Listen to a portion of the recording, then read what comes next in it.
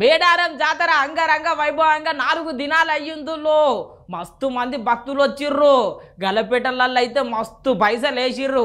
ఇక గల్లపెట్టెలు లెక్క పెట్టుడైతే షురువు చేసిర్రు అధికారులు. కానీ ఒక ముచ్చట బయటికి వచ్చిందుల్లో అందరి మొక్కులు వేరు, గీ అక్క మొక్కు వేరు. మొక్కు చూస్తే మస్తు పరిశాన్ అవుతారు. మళ్ళా చూడుండ్రి.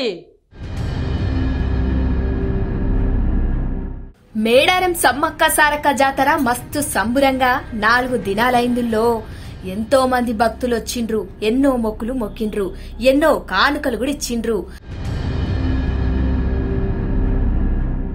దేవాదాయ అధికారులైతే హుండీలు లెక్క పెడుతున్నప్పుడు ఇగో గిట్లా ఓ చిట్టి కనిపించింది.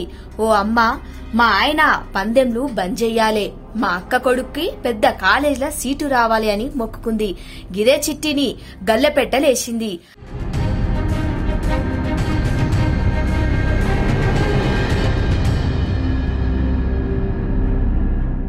గల్లపెట్టెలున్న పైసలు లెక్క పెడుతున్నప్పుడు గీ చిట్టి బయటపడ్డది. ఇక గీ ముచ్చట లోకమంతా ఎరుకైంది.